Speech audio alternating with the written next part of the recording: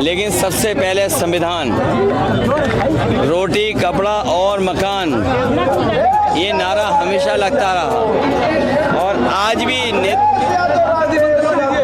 ये नारा जरूरी है, रोटी कपड़ा और मकान, लेकिन इसके साथ साथ संविधान बचाना भी ज़रूरी है। ये संविधान बचाने की लड़ाई है। जिस तरीके से कभी समुद्र मंथन हुआ था, उसी तरीके से संविधान मंथन होने जा रहा है। एक तरफ वो लोग हैं जो संविधान को बदलना चाहते हैं, दूसरी तरफ इंडिया गठबंधन समाजवादी पार्टी के लोग हैं जो संविधान की रक्षा और बचाना चाहते हैं। पिछले 10 साल और यूपी के 7 साल की सरकार ने जनता को धोखा दिया, किसान की आय नहीं बढ़ी, किसान शहीद हुए, जान खोनी पड़ी, धार चढ़ गई उन पर, उनकी हर चीज़ महंगी कर दी, बोरी की चोरी की इन्होंने, डीएपी के नाम पर नैनो यूरिया खरीदवा दिया किसान से, बिजली महंगी कर दी, डीजल महंगा कर दिया, कीटनाशक दवाई महंगी कर दी और छात्र नौजवान जब नौकरी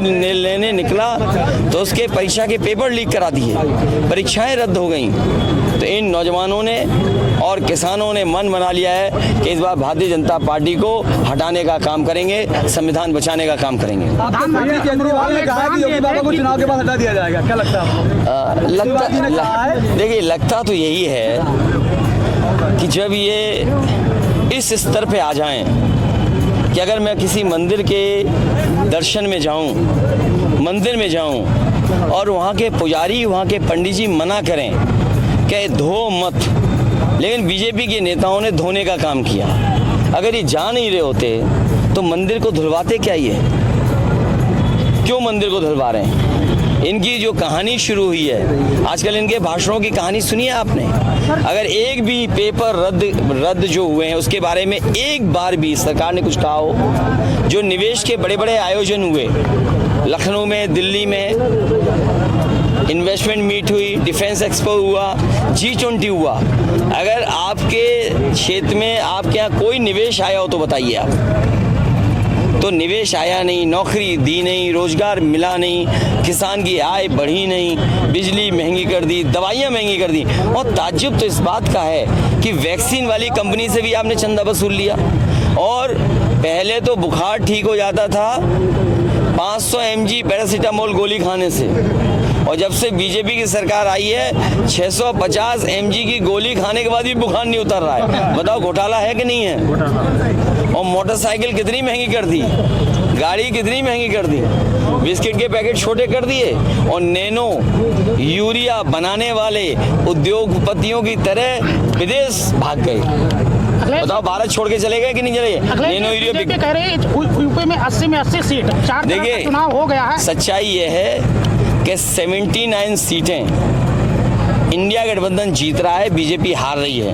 केवल एक क्यूटो में लड़ाई है, बस भैया ये जो एक क्यूटो में लड़ाई है, बाकी 79 सीटें बीजेपी हार रही है। अमरोहा में प्रधानमंत्री ने कहा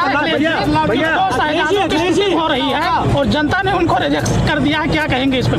देखिए, इनकी कहानी पुरानी हो गई और इनके डायलॉग भी घिसे पिटे आ रहे हैं। जिसकी कहानी पुरानी, कोई सुनना नहीं चाहता उनकी कहानी।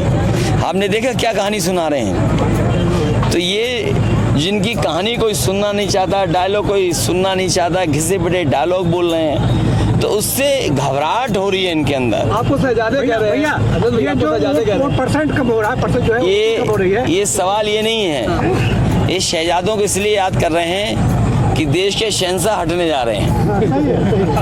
भैया ये जो परसेंटेज कम हो रहा है, ये मायावती जी ने, ये परसेंटेज हम अपने बूथ पे बढ़ा रहे हैं। हम अपने कार्यकर्ताओं से कहेंगे बूथ की रक्षा करना, बूथ पे अपना वोट बढ़ाना।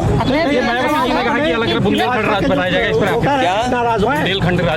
देखिए, ये जो बहुजन समाज पार्टी है, ये बीजेपी की भाषा बुलवा रही है। जो बीजेपी बोलेगी, अगर नहीं बोल सकती है तो बहुजन समाज पार्टी से बुलाती है। और आपने देखा होगा उत्तर प्रदेश में कहीं ना कहीं दोनों हाथ मिलाए हुए हैं। इसलिए मैंने बहुजन समाज के लोगों से भी अपील करूंगा और खासकर बाबा साहब भीमराव अम्बेडकर जी पे जो आस्था रखते हैं उनसे मैं अपील करूंगा कि अपना वोट खराब ना करें, संविधान बचाने के लिए, लोकतंत्र बचाने के लिए इंडिया गठबंधन की मदद करें।